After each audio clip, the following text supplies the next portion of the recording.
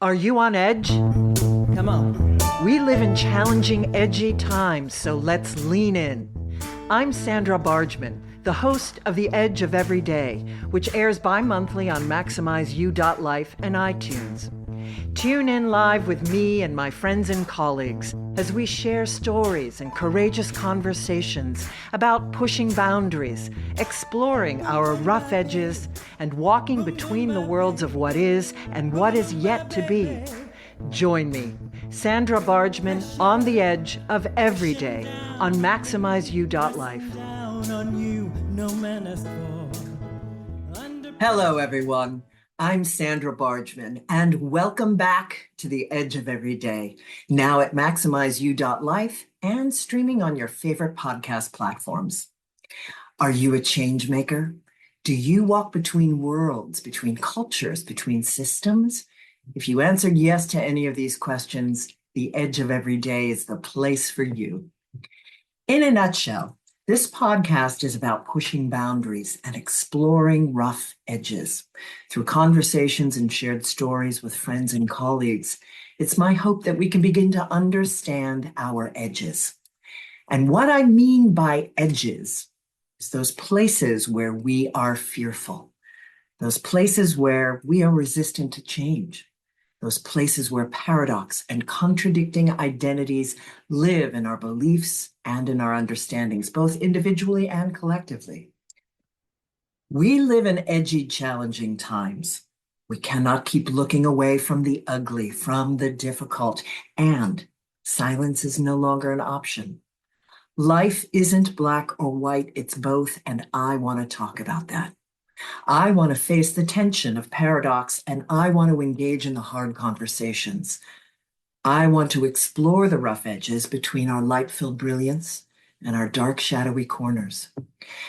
Because the more we recognize our own edges and get real about them, the more we can help others to do the same, and that, I fully believe, can help to change the world. So, thanks again for tuning in. Today, we are live in the hive with author, interfaith theologian, and dancer Lynn Horan for a compelling conversation about the edges between spirituality and leadership, the edges between the wisdom of the body and that of the intellect. And we dive into her work on embodied social change in her contributing chapter, Activism, Performance, and Spiritual Ritual, in the newly released book, Leadership at the Spiritual Edge, edited by Mohammed Raei, Stacey Guenther, Lisa Berkley, and published by Routledge. And without further ado, it is time to introduce our guest. Lynn Horan is a gender and leadership scholar and professional leadership and life coach, specializing in women's leadership and life development. A doctoral researcher through Antioch University's PhD program in leadership and change, Lynn's work focuses on interpersonal boundaries and psychological safety of Gen X and millennial women leaders. Her research has been presented at the Global Center for Religious Research and the International Leadership Association. A former Presbyterian clergy and health policy analyst for the New York State Senate, Lynn holds a deep understanding of complex religious and political systems and their impact on social narratives.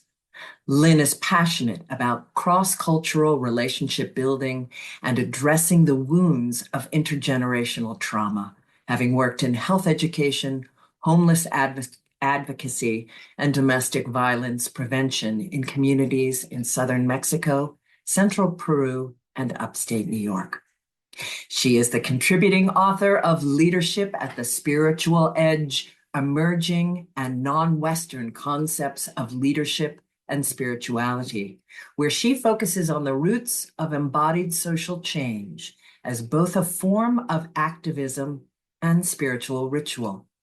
A trained contemporary dancer and yoga practitioner, Lynn believes strongly in the restorative capacity of movement and embodied awareness as a means of cultivating healing, wholeness, and reconciliation in individuals and communities. What a great CV. Welcome, Lynn Horan. Welcome to the Edge of Every Day. Thank you so much for having me, Sandra. It's great. I have been so excited to have this conversation with Lynn. I had to postpone it because I was off doing some theater.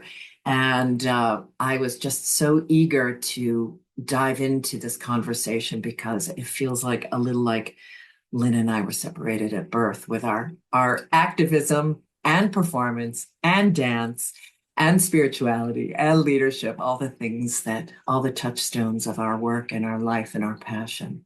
So again, I welcome you. Thank you. Well, I have two questions that I ask all of my guests now. So we're going to dive into those first before we get into your chapter.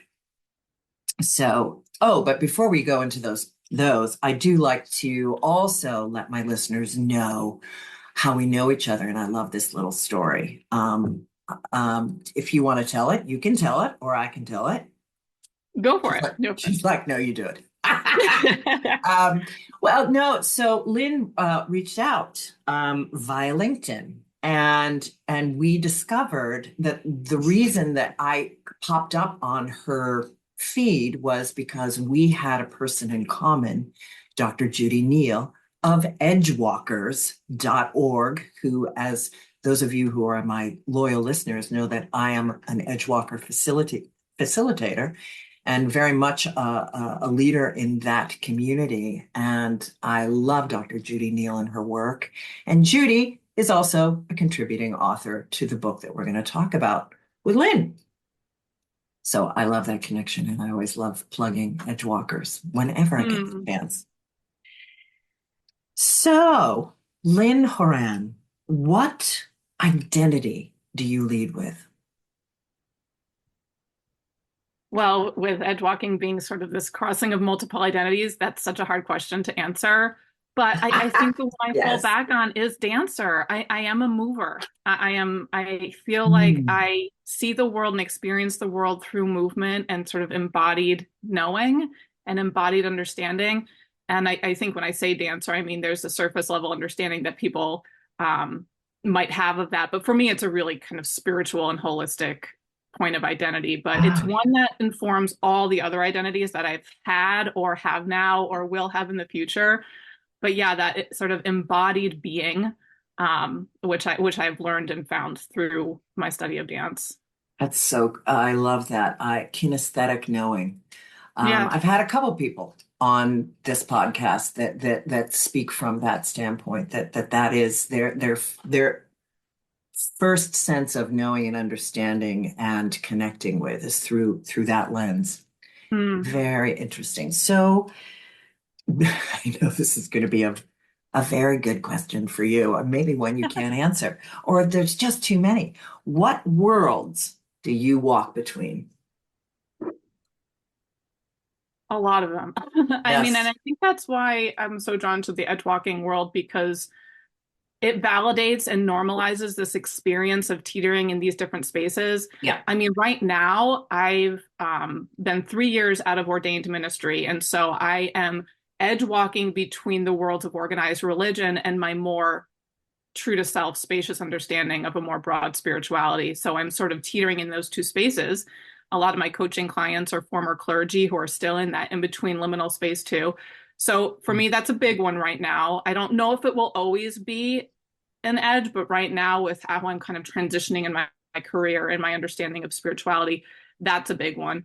And those communities are oftentimes at odds with each other, whereas I find myself aspects of me being really nurtured in some of the Protestant tradition that I was raised in, and other aspects of myself that are really silenced in that are then fed this more broad spiritual space of humanism, really, and theism, I would say. The other one I think for me is the embodied and cognitive edge there, where I am very much sort of a type A thinking analytical person.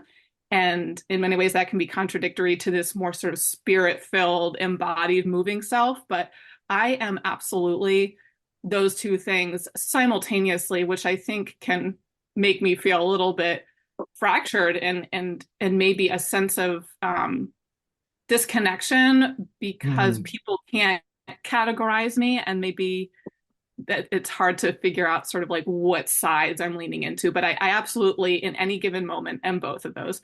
And then I think recently, as I'm very into unpacking my zodiac sign as Capricorn, which is the goat mermaid.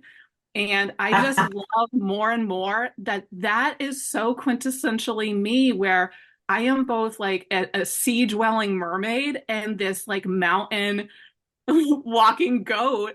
And I love both of those spaces and what they mean. And I really like that I get to live and be and act and relate in those spaces. So I'm seeing it less and less as a disadvantage of like, where do I belong? I'm everything Yes. at the same time. I'm really embracing it. And the Edgewalker language and philosophy really validates that in a beautiful way. You can have no idea how excited I was when I discovered it. I Yeah. discovered Edgewalkers by going, I walk the edges of my communities in much the same place, that liminal space that you're discussing, which is, one of the things I want to talk about, that joy in the liminal space that you experience is probably one of the things that draws you to ritual. And, Yeah. but the sense of the acceptance of all of it and the cross-pollination of all of those ways of being, and finally stepping into the power of that. And again, that you alluded to, this sense of people, it's hard for people to understand that, but we're moving out of that, and we're Hmm. moving, and you're modeling it, and I'm modeling that, and people That's right. who can hold and these complexities. And in fact, it makes me think of the closing quote I'm going to give, from your chapter. But just the embrace of those seeming paradoxes as who we genuinely are. Yes. Yeah. That's so comforting to hear that. Yeah. Mm. Well, so let's dive into your chapter. Uh, and again, echoing what I literally just heard you saying, what I said back to you, the sense of your search for wholeness and embracing those complexities. But I feel as though you're also willing to embrace not only collectively, but also your sense of shadow, as well as your living in the light-filled, faith-filled, spiritual portion of who you are as well. I really got that from your chapter, uh, Mm. in helping women to embrace that as well, and to find their voice and to question those places where things might have been pushed into their shadow and bring them to the forefront. I think it's, I was so excited reading your chapter. I cannot say this more excitedly to the listeners. Run, don't walk, and get this book. Because I also was able to read Judy's chapter. She sent it to me. So Yes. yeah, Oh, yes. yeah. But anyway, so your title, oh, I say, tell me the title. I have it where back in my introduction of you, but tell us the title of your book one more time, or your chapter. Sure. It's the long version is honoring the indigenous roots of embodied social change, activism, performance, and spiritual ritual. Yeah, yes, the three of those are the edge of every day. It Yeah. and just is extraordinary. But you begin this chapter with a powerful experience, an acto symbolico. Tell us about that. Yeah, acto symbolico, which literally is just symbolic act, but it's in Spanish, and it was what the term that's used for sort of interpretive movement, interpretive performance in variety of different modalities, whether that be sort of theater or movement or song. But I don't know if there's sort of this equivalent in English. I think we segregate them into the different silos of, oh, that's modern dance, oh, that's spoken word, oh, that's activist theater. But an acto symbolico, I think, is so much more holistic, which even just in that language is representative of the holistic approach to this kind of embodied social change. And this particular symbolic act was, I would call it, interpretive movement. Mhm. Um, and it was a form of social activism to raise awareness about child sexual abuse in the community that I was living in and working in at the time in central Peru. It was I use the term performed lightly because it was a real act of ritual as Yeah. well, and spiritual ritual at that. But the people who were enacting this symbolic act were psychology students at the local university, Mhm. and it just really I was really impressed by the fact that the educational institution of that town, it was the only university in town, was teaching social change and advocacy through this lens of artistic expression and spirituality, which again was so holistic that really counters to more Western ways of education, which is so much more of the separation Yeah. between body and mind and kind of concrete knowledge and lived knowledge experience. So I really was just so moved by it. I was an observer of the symbolic act, but a lot of my colleagues that I was working with at the time were part of the actual putting on of this How did presentation. you So it get was, to, and this took place in Peru. How did you get there?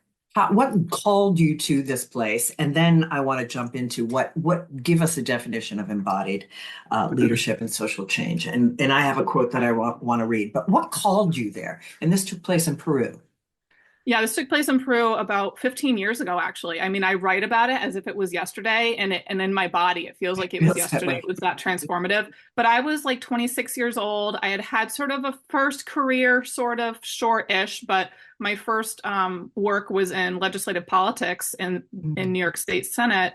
And I just had this change of heart. I had wanted to do the Peace Corps very much after college and I was accepted into it, but I was just really homesick. I went to college in Michigan, and so I just wanted to move home. But that desire to move and live and serve and really collaboratively work with a local population um, to help the needs that are there was something that was always on my heart. So after a couple years in legislative politics, I was just like, this is not for me.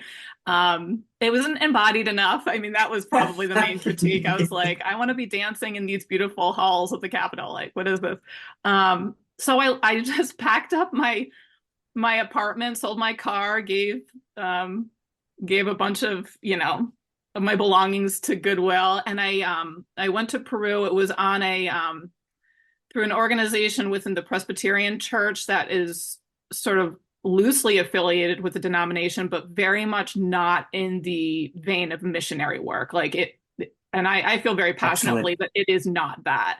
It was Yes. called the Young Adult Volunteer Program. And the ethos of it I resonated very much with, which was you are a sort of Western privileged person coming into a context. You cannot go there with an assumed expertise. You are there to learn. You are there to come alongside and work collaboratively, but you are not in charge here. And I Yeah. really felt strongly that that was resonated with my ethos as well. So I was placed in Huánuco, Peru. I don't know exactly why, but I feel like it was ordained because I did have this dance and do have this dance background. I eventually became a dance therapist working with a humanitarian organization that advocates for survivors of sexual abuse and domestic violence.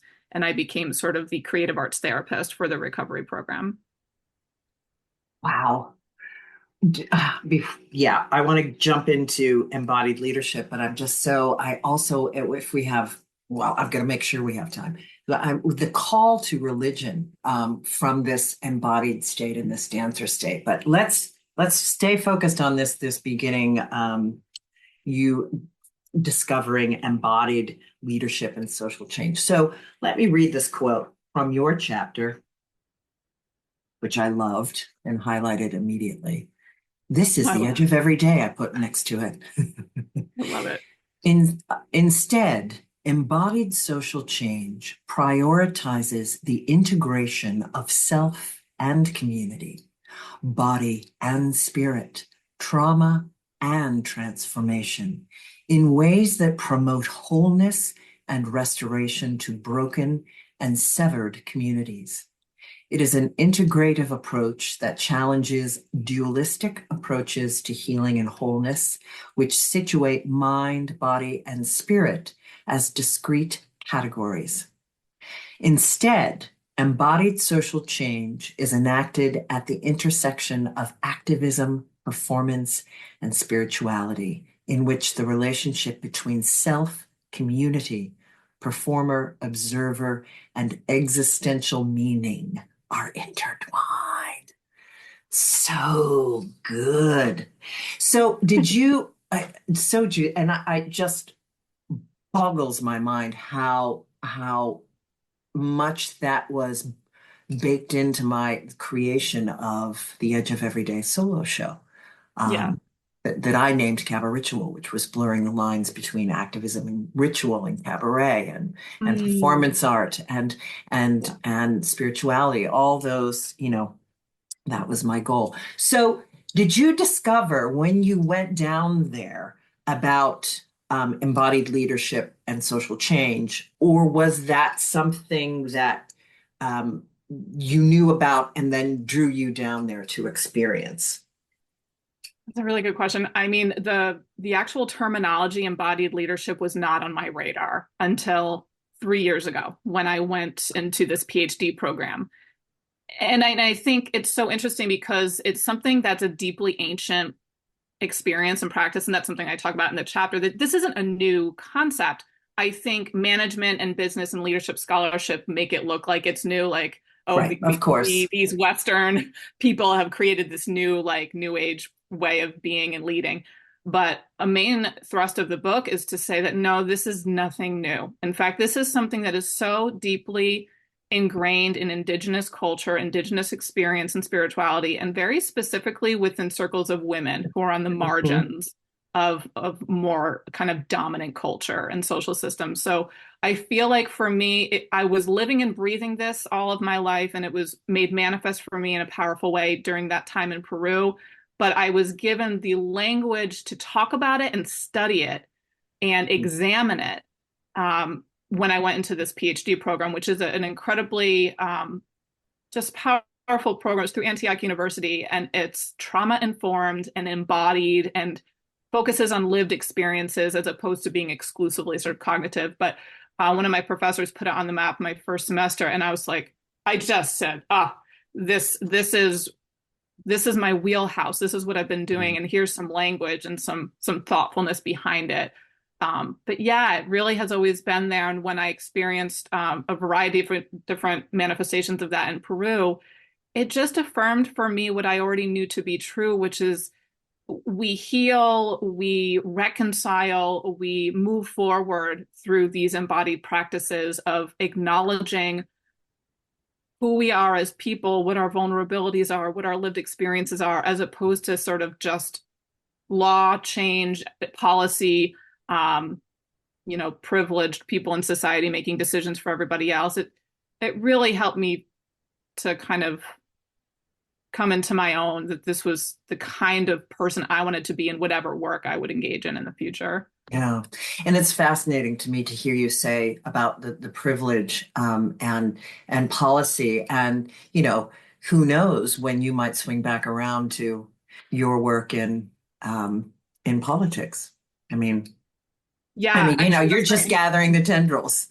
yeah. You could, but and I wanted to also say what jumped out at me in your what was that, we those of us who are learning and studying and understanding trauma living in the body rather it being an emotional while may appear to be emotional, where it lives is in the body.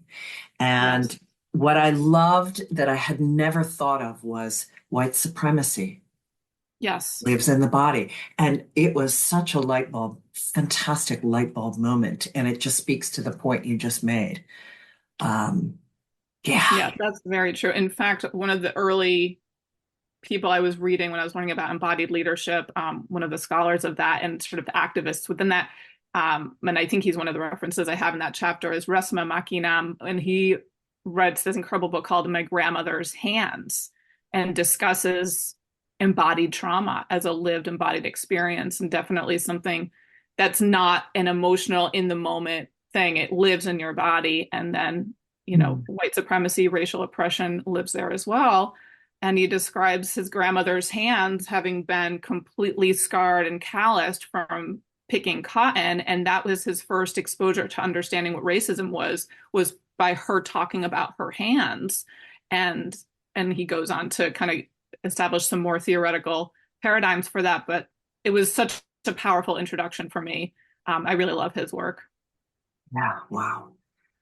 It makes my mind goes to the epigenetics of trauma that lives in a lineage, and Yes. how powerful this work is for that. Ooh, well, so much to unpack here. So much to unpack, Lynn. Yeah, true. But I also found myself, I love the title, Leadership at the Spiritual Edge, which just made me start to think about what a spiritual edge is. And of course, whomever you might ask might have a very different answer. So I want to ask you, I mean, I know what I think it is for me. How would you describe what is your spiritual edge, or how you see a spiritual edge where we are in leadership today? That's a beautiful question. The first thing that comes to mind is that, we think of the edge perhaps as this precarious place or this dangerous place, which I think there are elements of that in sort of leadership at the spiritual edge, of pushing the edges in a Mm. way that interrogates things that need to really be examined. But I think the first reaction I get to that language is the idea of a thin space. And this is one thing I loved that came out of my theological education, which was from the Iona community in Scotland. The idea Mm. of a thin place or a thin space is where you find yourself sort of in between these worlds and consciousness and experience in a way that you can actually be more open to receiving sort of the truth of your existence. And I think when we quiet our mind enough, when we quiet that sort of analytical space enough, we can find ourselves at these really beautiful edges that are very inviting. It's very much like an open door. And I think that kind of a spiritual edge is so inviting. But then I think there's this other kind of edge, which is more precarious. It's more of the pushing the envelope, especially when you bring it into issues of social change and equality and social justice, that when you are at that edge where you're holding up a mirror to realities in the world, oppression in the world, injustice in the world, that's a real spiritual edge too, because I mean, you're encountering, I mean, you just said this, intergenerational traumas that have been passed down, and holding up a mirror to that is this really prophetic act. Mm. And I think that kind of a spiritual edge, people, I think, shy away from, even really activist oriented people. It's a scary place to be, to hold that mirror. But if we can kind of hold the tension between both the inviting space of that thin space of kind of self-realization and self-awareness, and that more edgy space of holding the mirror up to oppressive systems, I think the two can work Yeah, together. beautiful. I would agree. And I struggle with, and I think about, and this, this will maybe lead me to asking what called you to seminary. I mean, for me, a spiritual edge, the spiritual edge is that I feel as though with patriarchy and capitalism, and that we are, and white supremacy, and that goes with all of those things, that we are so disconnected from the non-Western indigenous understanding, and therefore, we don't work in sync with anything of the natural world, and don't even see it as important. We see it as something that is there to serve us and for Mm. us to have dominion over, and that these resources are for us, and that, with no sense of interconnectedness and ecosystems and unity consciousness. And we're at the breaking point right now. And it makes me think of even the word spiritual as, some people might think that's a religious word, and other people might see it a little more spacious, Yeah. like you and I. Yeah. Um, but, this whole sense of what drew you to, what are your thoughts on a religion in that category, with it being transformed when it was basically formed in the patriarchy, and how it can serve in understanding embodied leadership and embodied spirituality. I think there's a lot that's been lost in the way in which sort of, patriarchy and sort of economic domination has co-opted at Hmm. least Christianity. I think there was a lot of pure intentions in the early expression of that in the first century, but it's just been co-opted by political systems, economic systems, and again, of course, patriarchy. So it's sad to see the result or the church that we've inherited. And so Yeah. I inherited that tradition in some ways when I became an ordained clergy and sort of had to work within that history. And I did my best to sort of expand it. And a lot of my Yeah. seminary professors were so adept at helping me as a natural skeptic of religion to see some of the beauty that had been lost: feminist theology, ecology and theology, Yeah. creation and theology. But so much was lost there. I think one of the biggest losses is, the celebration of the divine feminine, is something that's really important to me in my practice. But I think there are these potential threads there that at least I resonated with when I was still in active ministry, where I could enact this embodied leadership through the theology of the incarnation, that, the holy or the higher power in this universe also is embedded in our human experiences, not just the figure of Jesus. I was always very much annoyed by the exclusiveness that Yes. Jesus had, a little slice of God in him. I was like, well, don't we all? That bugged me from day one when I was a kid in Presbyterian churches. Same So I like here. to access that. Yeah, you too. So, Yeah. right. I think it's too bad that it's kind of got caught up in the exclusiveness of the Jesus iconography when really it's something that's accessible and available to all of us. All of us. I still stand by that. I'm not a Christian. I mean, I don't identify myself as Christian.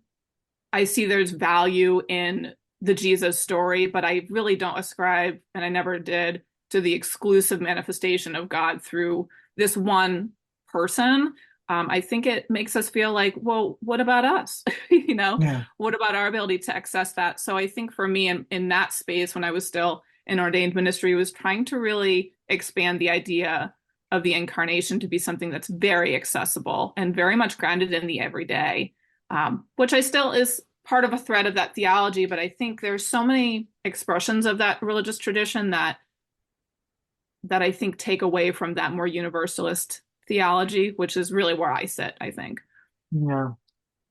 How does that sit with some of your former clergy and some of, I mean, I can only imagine, as somebody who stepped away from Christianity. I was raised as Presbyterian as well, and I was out by 18, and yet, you know, which is why going to seminary was so fantastic for me. But I certainly wasn't traumatized by it, as some of my fellow seminarians, about my of my Christian tradition of origin.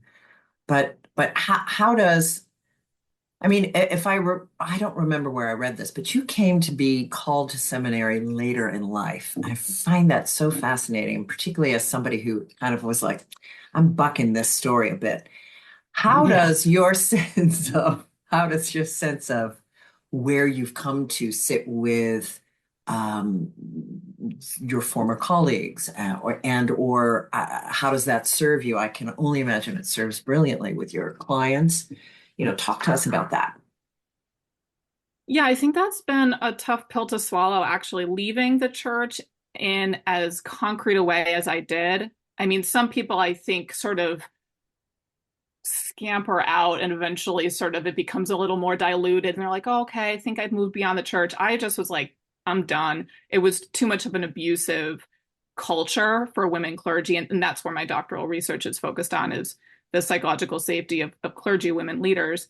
So I think for me, the shadow side of that experience was so prevalent, and then doing research on it, interviewing other women who had left active ministry, it was just like, I can't unsee this. Yeah. And I think for me, it was really sad because I actually didn't know I was going to leave the ministry in general when I left my last church, but it became more and more clear to me that I did not resonate with this particular structure and social system. There were elements that I really valued, and gosh, I loved the work. I mean, I loved ministering to people and journeying with people through their traumas and tribulations and joys and celebrations. And it was beautiful, creative, and hard work, but I was really gated for it, and I really loved it and entered it very intentionally, like you said, as a second career. But it is a broken system, and one that I'm no longer willing to prop up anymore and try to fix from within. A lot of people are, and I think my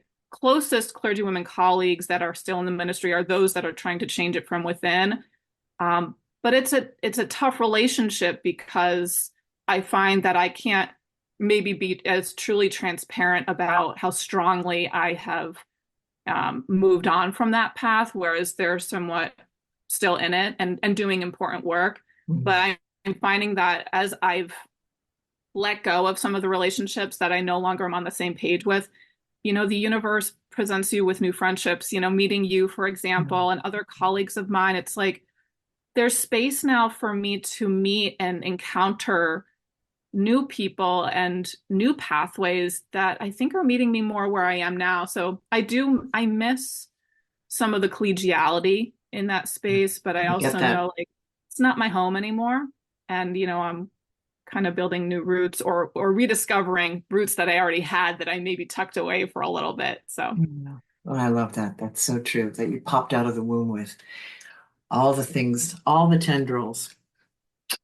So I want to talk to you a little bit about ritual and how you utilize that in your work. How did you discover the power of ritual and in your own work? I mean, I'm sure you're you discovered a lot in Peru, but I mean, how did you begin to utilize and really embrace ritual in the work that you're doing with your clients and connect it with your dance work? yeah, actually, I mean, that's where it all started. Definitely. Ritual for me did not start in my religious upbringing. And I had a more loosely religious upbringing, but ritual to me, I did not feel ritual in an embodied way in the church pew. You're sitting Totally. in a Yes. wooden pew and It's you by can't talk rote. and you can't Yeah. move. Um, but it was in the dance studio, probably when I started dancing when I was 3, and that was more playful dancing. But when I started dancing in earnest and studying classical ballet and other dance forms, probably starting in 3rd grade, it was a very centering experience. And also it was spatially oriented too, because the dance school that I grew up in, this is in Guilderland, New York, and it was on the grounds of an abandoned monastery. And the buildings that I danced in was a barn that was the hay barn. That was like an agrarian Jesuit, I think, monastery. So the barn was vacant and became the dance studio for the Guilderland Ballet. And then a couple of years later, when I was a teenager, they renovated the small chapel that was on the grounds, lifted it up and moved it over to the barn. And so I was studying dance as this young adolescent in these spaces that like I would put my point shoes on while sitting on one of the old pews. And I didn't even realize it was a pew all along. And I'm like, what is happening? And I think it really helped me, even though that dance instruction was not being formally presented as a spiritual ritual by any means, it really was. And that process of I loved coming into like a chilly dance studio during like, upstate New York winters. Everyone's sort of covered in their knits and their leg warmers, and just spreading out on the floor. And you say tendrils. I love that word. We're like these aquatic creatures on the floor, like stretching our tendrils and warming up our bodies. And then eventually we just find ourselves to the ballet bar and we go through this very deliberate, repetitive bar warm up. And the whole class is a ritual, and it ends with reverence or reverence, where Yes. you do this, and this, you're a dancer. Like it feeds the soul in such a beautiful way that contemporary culture has just lost or Mm. just forgotten the value of. So that was church. That's the only church I really needed. I just so happened to also then go to a Presbyterian church, but the ritual piece was always embodied. It always involved sort of this feeling of being in a cocoon and Mhm. then being able to warm up that body and move it in expressive ways. And um, interestingly, now with my coaching clients, I don't necessarily market myself as sort of an embodied coach or a somatic coach, but when I meet each of my clients who are, in different kind of life stages, some of them are former clergy, some of them are teachers or business women, but we talk a little bit about where they're coming from in that particular visit, and I sort of assess what would be a helpful embodied exercise for them. And I don't just do sort of a rote breathing exercise that works for everyone. I just try to think of what does that person need right now. And the last one I did was this like it was breath work, but it involved sort of this like um expanding the chest and kind of rolling through almost like a wave, like you're expanding your chest and then moving forward and then coming back and contracting your upper body. And yeah, she said, wow, I've done all these breathing exercises, and that is the only one that allowed me to feel this sort of rhythmic, comforting feeling. So yeah, it informs everything I do. And I'm just glad there are people that are seeking that out and wanting that. Yeah, this intuitive understanding that you walk with. It's beautiful. I mean, that's you brought that through specifically Mm, for her. And mm, when you are in touch with those tendrils, that happens so beautifully. Ah, mm. I love it. I love it. Well, what else do I want to ask you? I know it's not about your book, but we have covered your book beautifully. So I want to touch on your work on mother wound and workshops. I was Mm. very intrigued to read about that. Oh, So yes. tell us a little bit about that work, how you discovered it, what you're doing with it now, etc. Yeah, that's a real niche, I think, focus that I did not anticipate being part of my work or even part of my research, but I'm really glad it is because it is a glaring wound. And I mean, simply put, it's just the historical and cultural experience of mothers and daughters being pitted against each other. Yes. And I mean, I'm trying to slow down my voice because even thinking about it, I have an embodied reaction of just heaviness, thinking about it because it's such a shamed topic.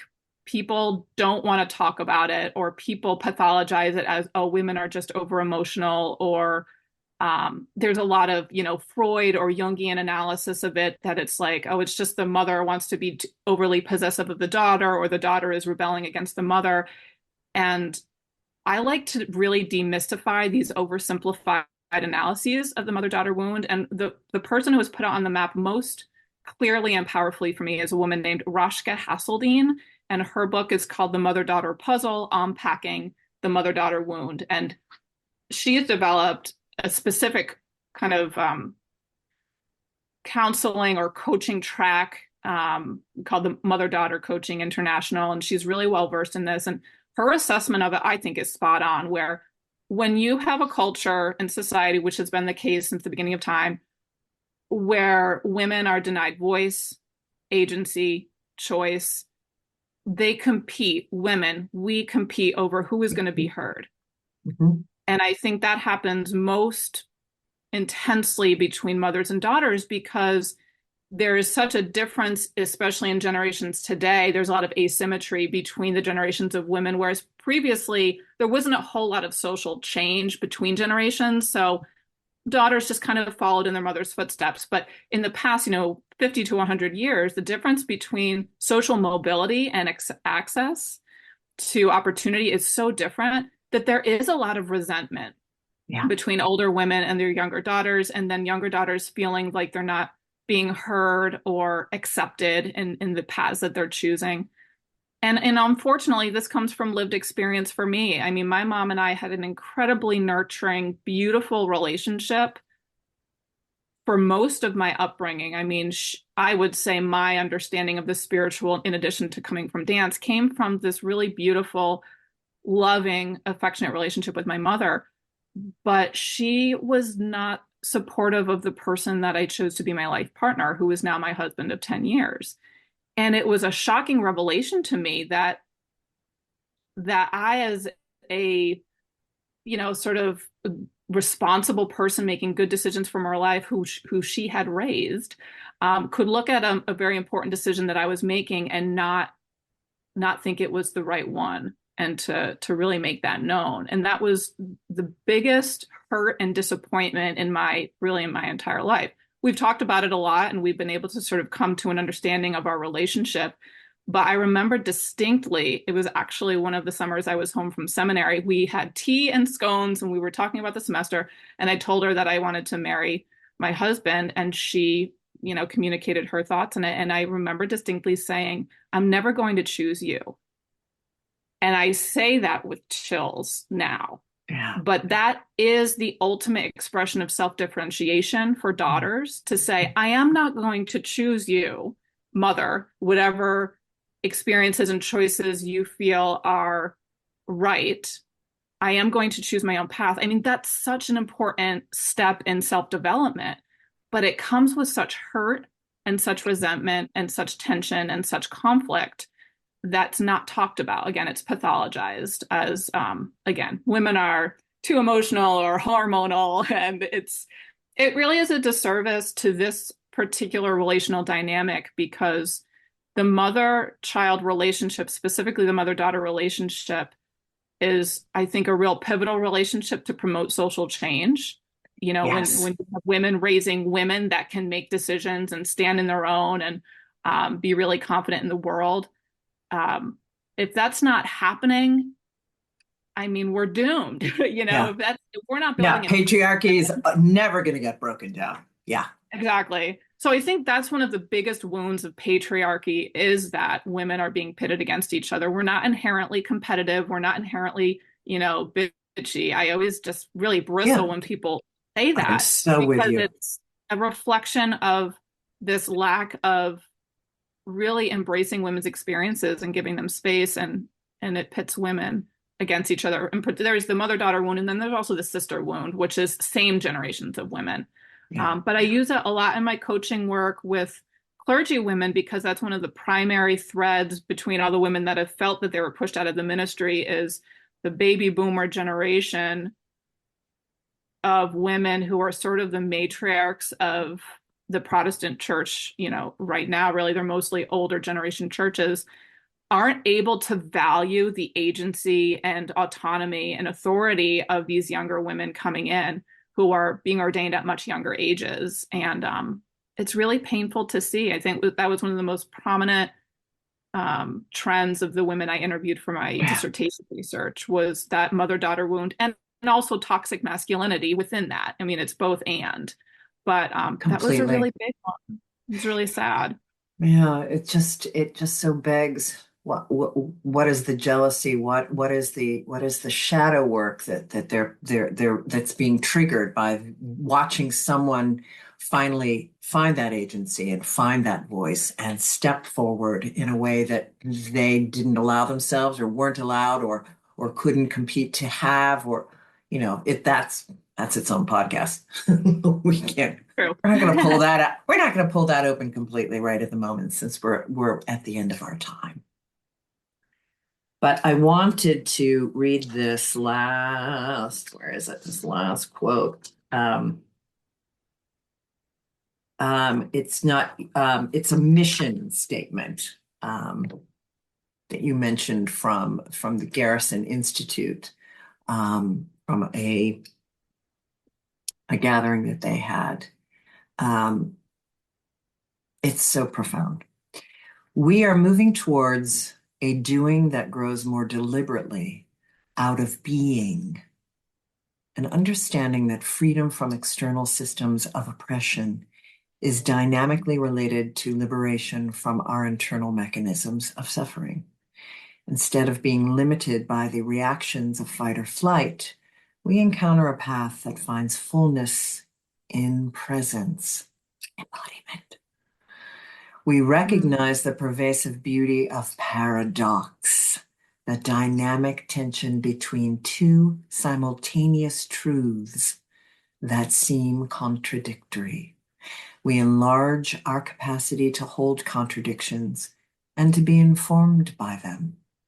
And our movements for change are transformed as a result. Mm. Yeah.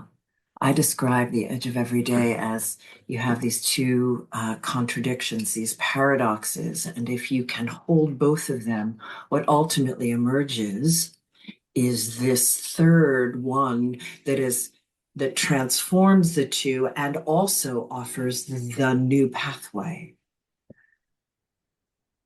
Yeah, I believe in that very strongly. And that's, I think, in Western culture, something that's very much seen as impossible. The idea of both and oftentimes is seen as wrong or, again, impossible. But yeah, I think that's definitely where I live in my work now is it's holding two truths at the same time, which may on the surface, they may seem oppositional, but in fact, there are elements that can bring it to a higher level of creativity and self-awareness. Yeah. And are definitely the yin and yang. They completely inform each other. Yeah. Mm. Oh, Lynn, you and I could talk on and on and on. And I'm so glad you said you found a new friend in me because I Yes. feel the same. Oh, I love that. Yes, I do feel that way. And thank you so much for being on the edge of every day. And any last words for our listeners where we can find you? Any last words of wisdom where we can find your book? All of those Mm. good things. Yeah, I put all of my work and upcoming events and workshops and coaching, programs that I'm doing on my website, which is lynnhoran.com. And this will be in the show notes, everyone. That's probably the best place to find me. Yeah, I like as quickly as possible to get off of things like social media and email. If people really want to reach out, then I'd really love to make it possible in a really personal way. And just grateful for the space that you provide. I think these kind of conversations are so needed and people are longing for them. And I think when they become more part of the fabric of everyday conversation, will be a less frantic disjointed society. I think it's so beautiful and hopeful, the work that you do.